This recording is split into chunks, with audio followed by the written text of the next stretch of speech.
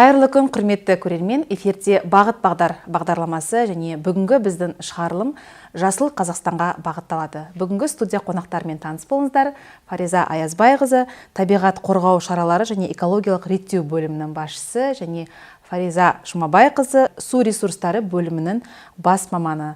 Біздің шақыртуымызды алып келгеніңізге үлкен алғыс білдіреміз. Қош келдіңіздер. Енді жаңағын айтып кеттік, біздер Жасыл Қазақстан жобасы өзі 4 негізгі бағыттан тұрады, өзіндік міндеттері бар, өзіндік шаралары бар, жоспарланған. Сол жоба жөнінде, ұлттық жоба жөнінде толығырақ ақпарат беріп өтсеңіз. Біздер табиғи ресурстар және табиғатты пайдалануды реттеу басқармасы жергілікті деңгейде қоршаған ортаны қорғау саясатын жүргізетін мемлекеттік орган болып табылады. Жасыл Қазақстан ұлттық жобасына кірістірілген шаралар, мақсат, міндеттер біздің жұмысымыздағы басты біздің көрсеткіштеріміз, соған жету жолында жұмыстар ұйымдастырылып, жолға қойылған. Сол жөнінде таныстырып кетейін. Жасыл Қазақстан дегенде біздер жасыл деген сөздің өзін тек қана мысалы ағаш, егу, орман деп ойлайды. Бұл тек жалпы түсінік негізінен алып кірсек, Жасыл Қазақстанның ішіне онда атмосфералық ауа, топырақты ластанудан сақтау, су ресурстарын үнемдеу, оны пайдалануды реттеу жұмыстары, сонымен қатар орманмен көмкерілген аумақтарды ұлғайту жатады, орман шаруашылығы. Енді осы сәтте біздер атмосфералық ауадан бастап айтып кетейін. Жалпы негізгі бағыттардың бірі ғой. Негізгі бағыттарының бірі атмосфералық ауа деген бұл басқа еліміздегі өлкемен, аймақтармен салыстырсақ, Батыс Қазақстан облысының ауасы салыстырмалы түрде таза, жақсы көрсеткіштермен сипатталады. Жалпы біздің облыстағы ауа райын Қазгидромет мекемесі тұрақты түрде өлшеп, құрамдас бөлшектерінің шектеулі рауалдан аспаған бақылап қарап отыр. Жыл сайынғы жылдық қорытындылармен қарағанда республикада біздер жақсы көрсеткіштерге иеміз. Ол бірнеше мысалы өте таза немесе дейтін ластану, қалыпты деңгейі өте жоғары ластану деп көрсеткіштермен бөлінген уақытта біздер шектен шығып асқан ластанулар тіркелмеген. Сонымен қатар біздің облыс мысалы дейтін мұнай газ өнеркәсібінің дамыған, сондай бір қоршаған ортаға зиянды залал тиетін облыс деп санау мүмкін. Енді бізде Қарашығанақ кен орны бар, мысалы Чынарев бар, Бөрлі ауданында жалпы сондай түсінік ой келеді, бірақ ол жерде де мысалы Қазгидрометтің посттары тұрақты түрде жұмыс істеуде, ондай көрсеткіштер жоқ. Бұл үлкен компаниялар қоршаған ортаға, соның ішіне ауаға ластаушы заттарды шығаруды азайтатын жаңа жасыл технологияларды пайдалануда. Мысалы КПО компаниясында да сондай бірнеше жаңа технология енгізген, ауаға шығатын ластаушы заттардың көлемін кішірейтіп, барынша дейтін төмен мөлшерде шығаруға немесе теріс ықпалды азайтуға бағытталған жұмыстарды тұрақты түрде жүргізуде. Бұның да соның әсері бар деп ойлаймыз. Бұл бағытта бақылаушы орган экология департаменті жұмыс істеуде. Жалпы кәсіпорынмен қоса дейтін осындай бақылаушы органдардың қызметінің нәтижесінде деп айтуға болады. Сонымен қатар айтып кететін болсақ, Орал қаласының өзінде мысалы дейтін тұрақты стационарлы посттар дейтін ауаны өлшеп отыр, жылжымалы посттар да бар. Бізде қала бойынша ластанулар негіздейтін автокөліктен шығатын газды түтіндерден болады. Егер алып қарайтын болсақ, мысалы дейтін Орал қаласындағы Мерлан базарының айналасы дейтін кішкене шығарындылардың көптеу жері болып табылады. Себебі ол жерде қаланың орталығы, келетін, кететін көліктер көп. Қатынас орталығы көбірек дейсіз ғой. Сол жерде қарасаңыз, қақпаның қасында бір кішкентай үйшік тұр. Сол Қазгидрометтің посты онлайн режимде олар проба алып, соны сараптап, бақылап отыр. Енді осы негіздерде жалпы Орал, Ақсай қалаларының ауасын дейтін ластанудың шектен шығуы тіркелмеген қалалар деп айтуға болады. соңғы жылдармен салыстырғанда, мысалы 5 жыл бұрында осындай көрсеткіш болды ма, әлде қазір керісінше жақсарды ма деген сияқты? Бұл көрсеткіштер ай сайын дейтін өзгеріп отырады. Жылдық қорытындысымен индекс загрязнения атмосфер деме изамен бағаланады. Біздер ластану қатты аймақтарға жатпаймыз. Кез келген жылдықын алып қарасақ та, жаңағы жоғарылау байқалады. Түтіндер мен көлік, сосын жылу, отопительный сезон дейміз ғой, жылу кезеңдерде, бірақ оның өзде шектеулі рауалдан аспайды. Шектен шыққан ластанулар тіркелмеді. Енді халықта барынша басқа жақтан келетін адамдарды барынша Оралдың келгенде ауасы таза, халқы күшті, жаңа ауасы кәдімгі таза екен көрініп тұрады. Енді мысалы жасырын емес, Алматы жаққа барған кезде ауаның қандай екен сезінесің, Атырау жаққа барған кезде ауаның қандай екен. Оралда енді ауаның кәдімгідей тазалығы естіледі. Бұл жаңа айтқан біздің ұлттық жобаның 4 бағытының бірінші бағыты ғой, таза Қазақстан деген, сіз айтып отқаныңыз. Енді екінші бағыты бізде үнемді Қазақстан. Бұл жерден тікелей сіздің бөлімімізге қатысты шығар. Су бөлігі, жаңағы су бөлімі осы бағытта қандай жұмыстар жасалып жатыр қазір таңда сіздің? Енді бізде облысымыздың 80% су ресурстары шет мемлекеттен келеді. Ресейден ол Жайық өзені және Қара-Сары өзендер, Казталов, Жәнібек ауданына келетін, Жаңғал аудандарына келетін. Енді мына облысымызда су ресурстары біркелкі таралмағандықтан қосымша оңтүстік аудандарды суландыру үшін біздерде суландыру каналдарын жаңағы жөндеу, қалпына келтіру жұмыстары жоспарланған осы Жасыл Қазақстан жобасы бойынша. Соның бірі мына Жайықтың сол жақ беті, біздер Бұқар жағы дейміз, сол жақта тұрақты өзен жоқ. Көктемгі су келген кезде оңтүстік аудандарға мына Ақжайық ауданының Базартөбе, Базаршолан, Қарауылтөбе ауылдық округтерінің ауыл шаруашылығын суландыру үшін жаңағы су жеткізуші су көзі жоқ. Сондықтан біздер Теректі ауданынан бастау алатын және Ақжайық ауданына жалғасып, жаңағы Ақжайық ауданының Базартөбе, Базаршолан, Қарауылтөбе сияқты ауылдық округтеріне су апару үшін жалпы ұзындығы 186 километрді құрайтын 3 магистральды каналдың құрылысын бастаған болатынбыз. Ол Теректі ауданының Ақжайық ауылдық округінен Жайық-Шалқар каналы бастау алады. Ол жерден Жайықтан секундына 13 метр куб секундына шығынмен су көтеріп, Жайық өзенінен. Содан Теректі ауданының жаңағы Ақсоғым, Шағатай ауылдық округтері арқылы Ақжайық ауданының Көнекеткен ауылдық округіндегі Солянка Азнабай Тайпақ деген каналға су жеткізеді. Ол жерден 66 километр жаңағы Солянка Азнабай Тайпақ каналы бастау алады. Сол жаңағы Қарауылтөбе ауылдық округіне дейін су жеткізеді, су апарады. Кейін аяқ су қоймасы деген жер су қоймасы бар Қарауылтөбе ауылдық округінде. Сол жерден Азнабай Тайпақ суару суландыру жүйесі деген 3-ші жобамыз бастау алады. Ол жалпы ұзындығы 43 километр. Жалпы бұл жобаның мақсаты мына Ақжайық ауданының 70% малы Жайықтың оң жағында орналасқан. Сол жағында, Бұқар жағында мал басы аз, өйткені онда тұрақты су көзі жоқ.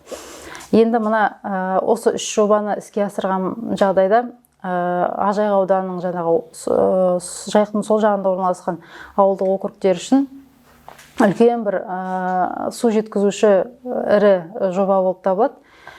Мал санын арттыруға, жаңағы шаруа қожалықтарының жұмысын күшейтуге, шағын және орта кәсіп ашуға үлкен мүмкіндік береді деп ойлаймыз.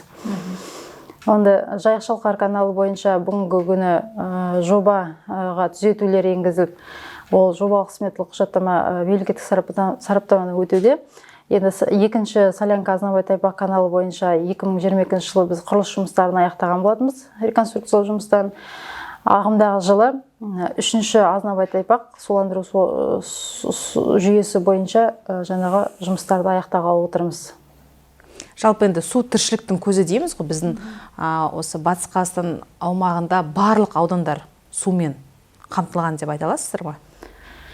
Сол бағытта енді бірнеше жобалар жүзеге асырылуда. Ол Қосымша бұл ұлттық жобадан өзге. Мысалы, облысымыздың оңтүстік аудандарын суландыру үшін 2011 жылы Киров Шежін каналын, магистралды каналын реконструкция жұмыстары басталған болатын. Сол жоба 4 этаптан жүргізілді. Соның 4-ші этабын ағымдағы жылы іске қосты. Ол 4-ші этапта жаңағы жайықтан Киров Шежін каналына насостық машина әдісімен насос арқылы су көтеру көзделген. Онда жаңағы каналға су жеткіземізде, каналдан Тасқала, Казталов, Жаңғала, Ақжайық, Бәйтерек аудандарына су жеткізу көзделген. Енді екінші бағыт бұл біздер Ресейден су аламыз, еділ суын тасымалдау шығындарын өтейміз. Сол бағытта республикалық бюджеттен жыл сайын қаражат бөлініп отырады. Биылғы жылы 6,1 миллиард ақша бөлінді. Оған үлкен және кіші өзендерге 170 миллион кубометр су, Жәнібек суару суландыру жүйесіне, Жәнібек ауданы, Бөкейорда аудандарына 30 миллион кубометр су жеткізілді ағымдағы жылы. Енді бұдан басқа алдағы уақытта үлкен жобамыз бар. Ол Ресейден келетін жаңа еділ суын, көктемде келетін тасқын суды ұстап қалу мақсатында Казталов ауданы, Жалпақтау облысында 28 миллион текше метр су жинау қабілеттілігі бар Жалпақтау су қоймасының құрылысы жоспарланып отыр. Бұл бойынша Қай жылдары ол жоспарланып? Қазіргі уақытта жобалық сметалық құжаттама жасақталып аяқталып келеді. Қаражаты 24-25 жылдарға жоспарланып отыр. Келесі жылдар бастаймыз деген үміттеміз. Жалпы енді бұл сұрақтың қою себебі біздер енді қоғамдық ұйымдар болғасын, талай рет аудан жастарымен кездескесін, көптеген сұрақтардың осы көбісі Жәнібек ауданында болды да, бізде тұщы су өте проблема деген секілді, сағатпен беріледі деген сияқты ауыл тұрғындарының арасында осындай мәселе қозғанды да. Сол себепті жаңағы осы ұлттық жоба аясында мүмкін жұмыстар әлі де жақсарып, жүйеге келіп, сол аудан сумен қамтылама деген бағытта қойғанбыз. Өйткені бізге көптеген сұрақтар осы бағытта келеді. Жәнібек ауданы бойынша 2017-2020 жылдары Қамысты, Ұзынкөл ауылдық округтерін суландыру үшін жаңағы каналдарды, 6 каналды ремонттау жұмыстары жүргізілді, қалпына келтіру жұмыстары. Одан бөлек алдағы уақытта Тау ауылдық округі және Жәнібек ауылдық округіндегі каналдарды жөндеу жоспарланып отыр келесі жылы. Яғни келесі жылы сол ауданның толыққанды сумен қамтылу деңгейі қарастырылған дейсіз ғой. Енді Фариза Аязбаевна, осы ұлттық жоба өзінің нәтижесін беріп келе ме? Біз енді онсыз да таза Қазақстан, таза қала болдық, таза облыс болдық. Дегенмен де енді басқа сала бойынша, басқа бағыттары бойынша жемісін беріп келе ме? Сұрағыңыз өте орынды. Жасыл Қазақстан жобасы жаңағы дейтін дайындалып бекітілмегеннен бұрын да бұл жұмыстар атқарылды. Бірақ осы жоба құрамында әртүрлі салалар біріктіріліп, жаңағы жүйеленді. Енді бұндағы көрсеткіштер жаңағы біздің облыстық стратегиялық жоспарлау бағдарламаларымызға да енгізілген. Жаңағы дейтін заңдылық бойынша үлкен үкімет деңгейінде қарастырылған жобалар декомпозиция ретінде облыстардың стратегиялық жаңағы дейтін аумақтарды дамыту бағдарламасына кірістіріледі. Соған қаржысы қарастырылады, жаңағы шаралар нақтыланады. Енді тарқатып айтатын болсам, осы Жасыл Қазақстанның ішінде тағы бір үлкен бір шарасы бар. Бұл жаңағы қалдықтарды тұрақты басқару деген. Қалдықтар не үшін басқарамыз? Олар басқару дегенді бізде тек бастық бір нәрседе ойлаймыз тікелей. Қалдықтарды басқару деген ол деген қалдық тұрмыс өмір болғаннан кейін қалдық болады. Қалдықсыз еш нәрсе жоқ. Барлық өндіріс, өмір, барлық саласында, барлық деңгейде тіршілік болған соң, сол процестің нәтижесінде қалдық пайда болады, қоршаған ортаға түседі. Әрине ол қалдық болғандықтан зиянды әсері болады. өндірісте болсын, тұрмыста болсын қалыптасатын қалдықтарды басқарып, оларды қоршаған ортаға зияны тимейтіндей етіп, орналастырып көму немесе оларды кәдеге жарату қажет. Енді бұл жерде бұл қалдықтарды басқарудың екі бір сондай бір нәтижесі бар. Біріншісі қоршаған ортаны, топырақты, ауаны ластанудан сақтау. Екіншісі жаңа тауарды өндіруге жұмсалатын табиғи шикізат көзін, оған жұмсалатын энергияны үнемдеу. Мысалы, қараңыз, қалдық деген не? Тұрмыстық қалдықтар, бұлар үйімізден өмірде пайдаланылатын кәдімгі кухнямызда орнында жататын қалдықтарды. Қарапайым судың баклажкасы. Мысалы, пэт баклажка. Енді қараңыз, осы баклажканы апарып полигонға тастайтын болсақ, или сұрыптамай көміп тастайтын болсақ, ол 300 жылға дейін шірейді. Топырақ ластанады. Ол шірігенде, мысалы, топырақ бөлінеді, суға өтсе су бөлінеді, одан газ пайда болса ауа бөлінеді, да? Енді қараңыз, осы баклажканы мұнайдың өнімі деп қарайтын болсақ, сол мұнайды жерден қазу үшін, оны өңдеу үшін, құбыр арқылы тасымалдау үшін, жалпы оны жасайтын зауытқа жеткізу үшін қанша шығын болады? Ол да қоршаған ортаға әсер. Энергия алу керекпіз. Тауарды өндіру үшін энергия алу керекпіз. Сол жерде энергияны жұмсаймыз. Барлығы айналып келгенде жерге, экологияға теріс әсерін береді. Түсіндіңіз ғой? Егер жаңа баклажканы, былайша айтқанда, жалпақ сөзбен айтқанда, пэт құтыларды барлығын сұрыптап, полигонға жібермей, оны өңдеуге жіберетін болсақ, қоршаған ортамыз, топырағымыз, ауамыз, суымыз ластанбайды, және шикізатты өңдеуге кететін шығындарды азайтып, жаңа үнемдейміз, шикізатты үнемдейміз, және дейтін қоршаған ортаға теріс әсерді тап сондай топырақтың ластану, судың ластану, ауаның ластануын үнемдейміз. Себебі производство, өндіріске су керек, ол істеп атқанда жаңа шығарынды болады, выброс болады, иіс болады любой нәрседе, ол жерге түсіп топырақта ластанады. Көріп тұрсыз ба? Қалдықтарды басқарудан қандай маңыздылығы бар. Қазіргі уақытта мысалы Швеция, дамыған Европа елдерін қарайтын болсақ, олардың барлығы қалдықтарды энергия көзі ретінде қарастырады. Себебі сұрыпталған қалдықтардың қалғанын өртейді, өздеріне энергия жасайды. Бұл саланың дамыған соншалық, олар өздерінде барлық қалдықтарды өңдеп, өртеп, энергия алып тауысып, жақын шетелдерден тасымалдап, пойызбен жаңа дейтін сатып алады. Былайша айтқанда, қоқысты ақшаға сатып алып, энергияға айналдырып отыр.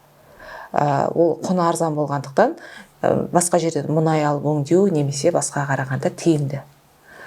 Енді түсіне келген болармыз. Біздің облыста да осындай бағытта бірқатар жұмыстар атқарылды. Жалпы қалдықтарды басқару саласында өңдеу саласын дамыту Қазақстанда кішкене баяулау. Себебі бұған инвесторлар ақшаны аз салады, тұрғындар толықтай шетелдегідей сезінбейді, жаңағы бұл дейтін экологиялық мәдениеттің төменділігі. Бірақ соған қарамастан біздің облыста республика бойынша алдыңғы қатарда, бірінші, екінші қатарда тұрған үлкен кәсіпорындар бар.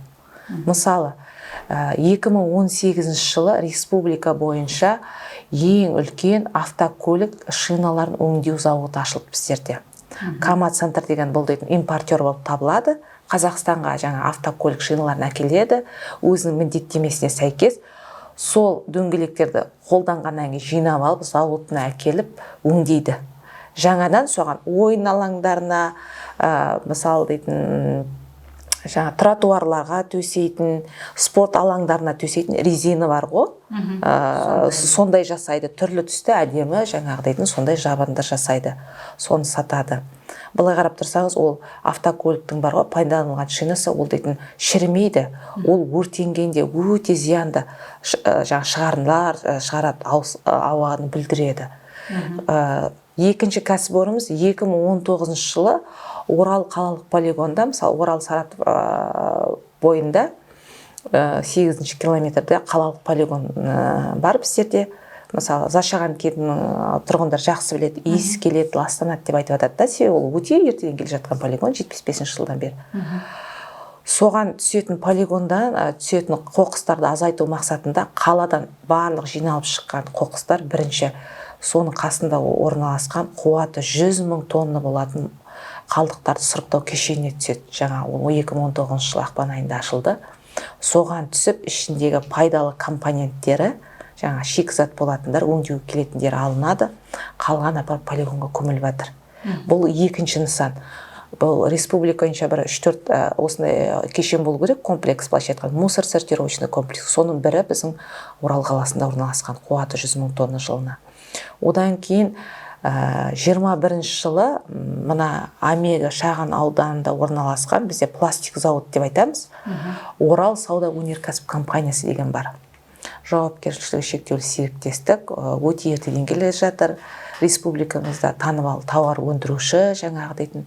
Сол өзіндегі ауданындағы жаңа бір цехты қоқыстарды өңдеуге арнады.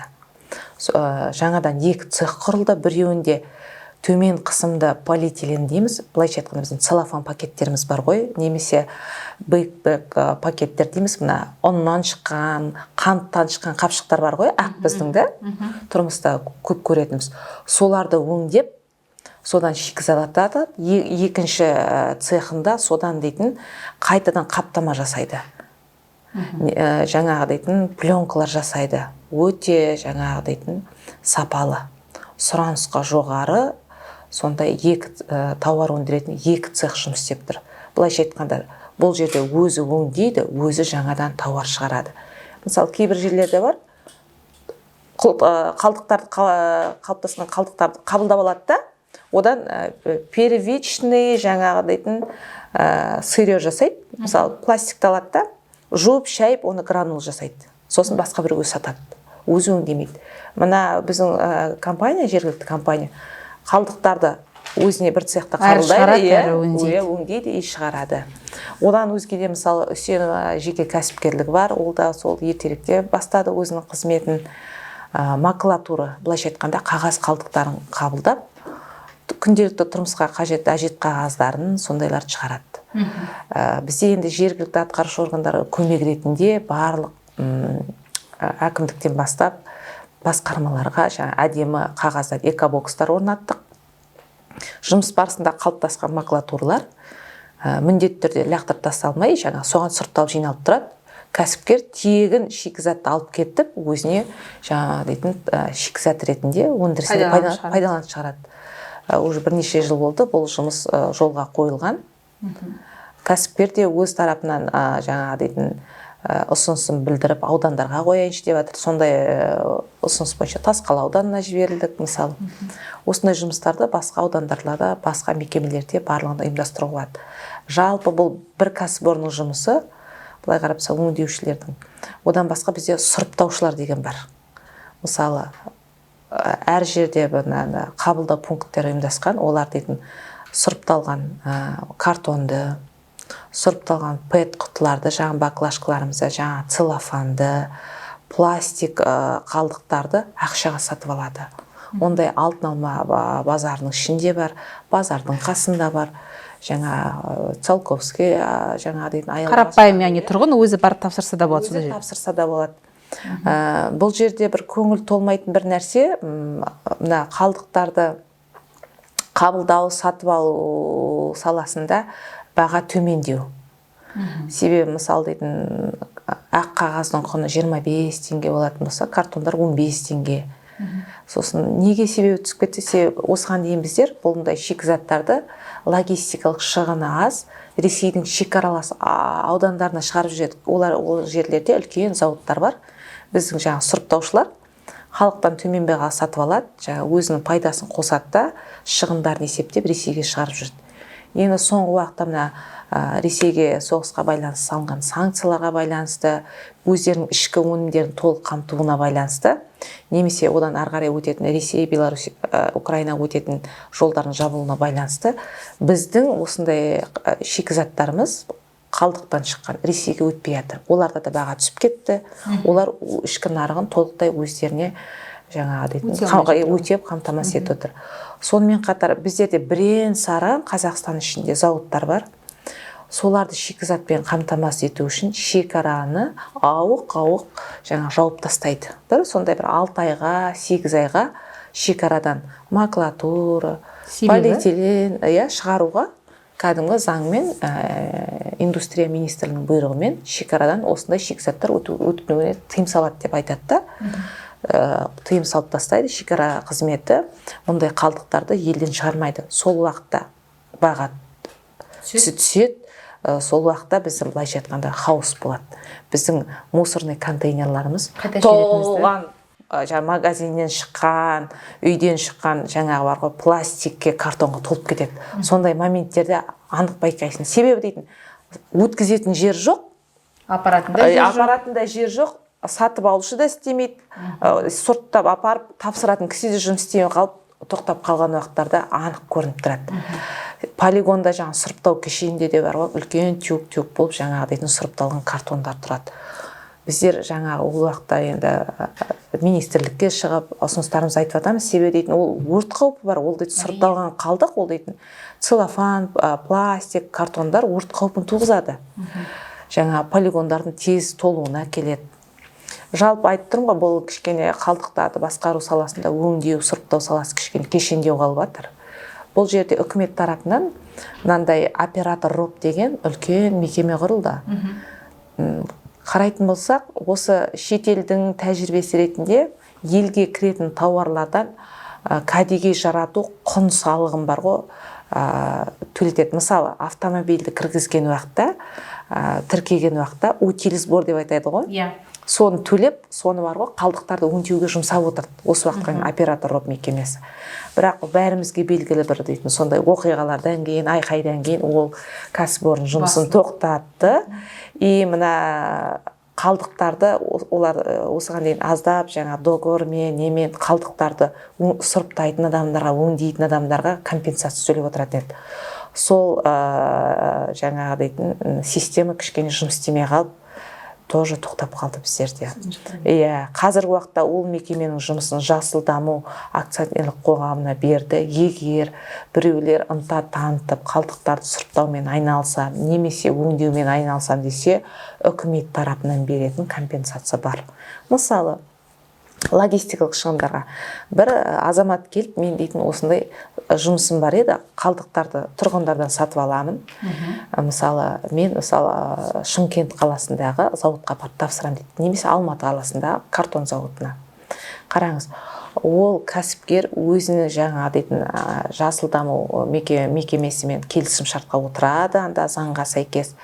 Және осы әрбір километріне оған шығыны төленеді компенсация. Белгілі бір мөлшерде. Және қанша, мысалы, неше тонна қалдықтар апарып тапсырады, соған да өтемақы бар, компенсация бар. Ондай азаматтар бізде бар ма? Ондай азаматтар бізде болды, жұмыс істеп жүрді. Айттым, жаңа оператор роптың жұмысын тоқтатуына байланысты олар да кішкене дейтін тоқырауға ұшырады. Бірақ қазіргі уақытта кеше Жасыл даму осы міндеттемелерді оператор роптан өзіне алды. Жаңа заңнама деңгейіне өзіне бекітті. Кішкене өтемақы төлеу тәртібі өзгерді. Екінші деңгейлерді банктер арқылы жүретін болды. Бірақ бір қуантарлығы, жалпы бұл сала ұмыт қалмай, үкімет тарапынан қолдау көрсету механизмі іске қайтадан қосылып жатыр. Десек те, бірақ проблема жаңағыдай әлі де бар дейсіз. Себебі қалдықтарға баға құны төмен. Соған байланысты кейбіреулер бастайды да тастап кетеді осы саланы.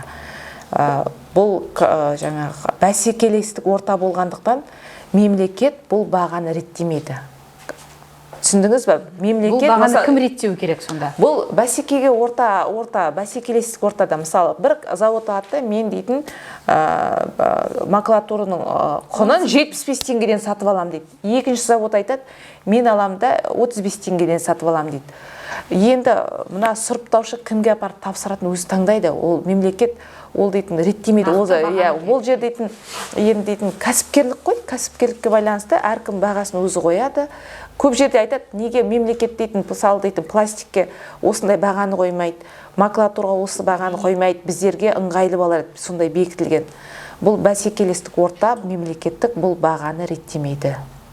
Мысалы, мемлекеттік реттеп отқанда, мысалы, біздер коммуналдық қызметтерге тарифтерін еткенде, мысалы, антимонополия қарап реттейді.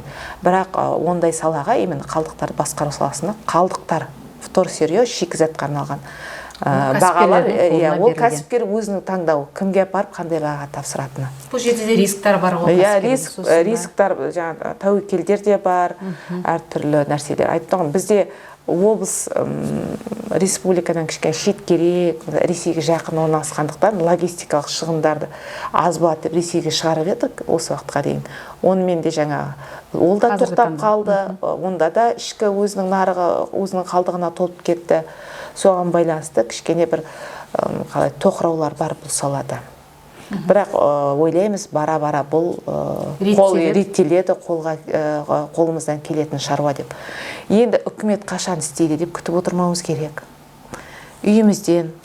Волонтерлар бар бізде осы бағытта жатқан. Түсінік болу керек. Мысалы дейтін, балабақшадан бастап, мысалы полиэтиленді пакетті, мысалы дейтін, целлофанды, былайша айтқан целлофан пакет дейміз ғой, оны мусорға лақтырмай сұрыптап, бөлек жинап, мысалы дейтін, бөлек салу, пэт құтыларды бөлек салу, картонды бөлек. Ол үшін арнайы орналар болу керек қой. Бізде енді байқаймыз, кейбір жерлерде бар ондай, бірақ кейбір жерде жоқ. Мысалы үшін қарапайым халық күнделікті мысалы жұмыстан кетіріп жаңағы пакетті әкеліп бұлар общий тұрған жерге тастай салады ғой. Енді қайдан ол екінің бірі реттей қоймас, жаңа өзіңіз айтқандай халықтың санасы мүмкін әлі ондай деңгейге жетпеген шығар. Дегенмен де сондай бір барлық жерге бірдей орналар қою, мысалы мынау қағаз шетелдегідей, мынау әйнекке бағытталған, мынау осындайға бағытталған деген қою жоспарда. Қараңыз, жаңа экологиялық кодекске сәйкес 2021 жылдан бері қолданыстағы. Сонда қалдықтарды сұрыптаудың жалпы фракцияларын екіге бөліп, екі фракцияға бөліп сұрыптау керек. Біреуі сұрыпталатын қалдықтар қатты, екінші органикалық, жаңағы дейтін тамақ қалдықтар. Мына егер біздің контейнер алаңдарын қарайтын болсаңыз, біреуі жасыл, біреуі сары. Сол сарысына органикалық тастап, анаған дейтін бар ғой, жаңа сұрыпталған. Жаңа алюминий, қаңылтыр, әйнек, полиэтилен, картон, пэт салуға болады. Олардың сыртында белгілері бар, кәдімгі дейтін, жазылған, мынау дейтін, жаңағы дейтін, ылғалды қалдыққа, мынау құрғақ қалдыққа. Ылғалды қалдық деген осы сұрыптауға келмейтін қалдықтар, тамақ қалдықтар. Бізде солай орнатылған. Бірақ тұрғындар оны пайдаланбайды. Сыртына да белгілеп қойған заңға сәйкес үкімет қала әкімдігі жағдай жасап қойды. Енді бұл жерде бір нәрсе бар. Біздер бәлкім тұрғындар дейтін санасында болар қолдап кетер деп бір екі жерге 7-ші шағын ауданында, сосын Астана шағын ауданында жаңағы бар ғой, сондай контейнер алаңдарын құрдық. Түрлі түрлі түсті қылып жоба жүзеге аспады.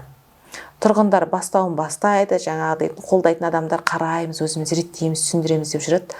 Бірақ бір-екі адамның күші оған келмейді. Барлық тұрғындардың санасы оған дайын емес. Оларға бір пакетпен шығарып тастау ыңғайлы, сөйтіп ол жобалар жабылып қалды. Мүмкін ол үшін халыққа мотивациялық жұмыстары беру керек шығар, немесе ақпараттық роликтар дайындау керек шығар. Түсінікті болу үшін, мысалы, шетелде бірден жасаған жоқ, Еуропа елдеріне барсаңыз, мысалы, әрбір жерде сондай контейнерлар барлығы орналасқан ғой. Біздің халықтың да енді әр нәрсеге өзінің уақыты келеді ғой, үйренеді ғой. Енді нәтиже бермеді деп те жауып қоюға болмайтын шығар. Оны да бір механизм тауып қарастыру керек шығар.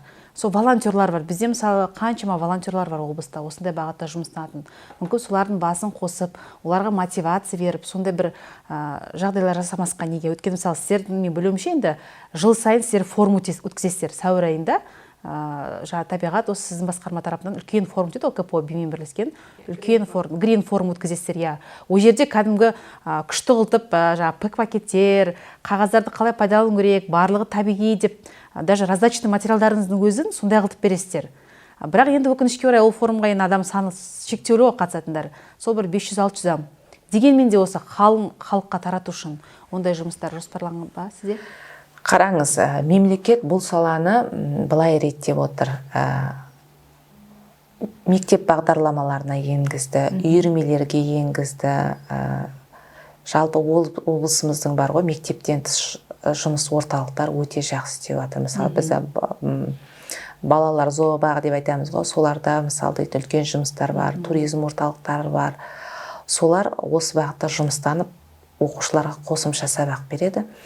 Қазір енді осы былтырлар, биылдар 6-шы сыныпта осы экология пәнін енгізді. прямо Жасыл Қазақстан жобасына енгізіп, ол білім басқармасының құзыретінде жаңағы дейтін сондай жұмыстар істелінді. Одан өзге де, мысалы, балабақшада барлығын түсінік жұмысы жүріп жатыр ғой, бірақ қараңыз, балалар үйде үлкендерден көрген істейді. Мектепте айтқан сабақ ретінде түсініп кері айтады, ол үйінде көрген істейді. Сондықтан үйдегі үлкен кісілер сондай істеу керек. Мысалы, біздер қолымыздан келгені қалдықтарды, бюджеттік ұйымдарда қалдық дегеніміз бұл қағазды сол лақтырып тастамас үшін экобокстар қойдық. Көрдіңіз бе, біз қалай оны да обратка ретінде пайдаланып келеміз. Сол сияқты үйде де бар ғой.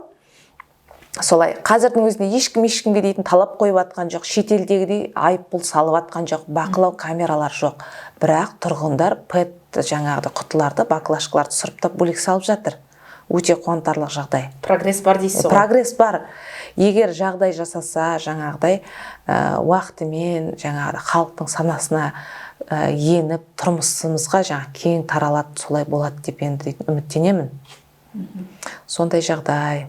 Сондықтан да, құрметті көрермендер, әрбір үйден бастап осындай тұрмыстық қалдықтарды дұрыс орнаға тапсырып, дұрыс бағыттап сұрыптау жұмыстарын жүргізсеңіз, бізде өзіміздің ауамыздың ластанбауына, үнемдеуіне өте көп септігін тигіземіз деп ойлаймыз. Сіздерге үлкен алғысымызды білдіреміз. Бүгін енді Жасыл Қазақстан деген ұлттық жоба министрлік тарапынан шыққан 4 бағытты негіздейтін, жаңа өзіңіз айтып кеткен осы бағыттағы жұмыстар әлі де өзінің жалғасын тауып, одан да мықты нәтиже береді деген ойдамыз. Енді қазіргі таңда біздің ең басты құндылығымыз ауамыз таза, суымыз жақсы. Енді ары қарай бүкіл шалғай аудандарды, барлық 12 ауданды таза сумен, ауыз сумен қамтып, орманымыз, табиғатын, жаңа өзіңіз айтқан тек қана ол жасыл қала емес, жаңағы жасыл жапырақ орман емес, барлығын біз қамтысақ, онда біздер шынымен де өзіміздің денсаулығымыз үшін, бірінші кезекте денсаулық қой, енді денсаулығымыз үшін өте пайдалы болады деп ойлаймыз. Сіздерге үлкен алғыс білдіреміз, уақыттарыңызды бөліп, келіп қатысқандарыңыз үшін.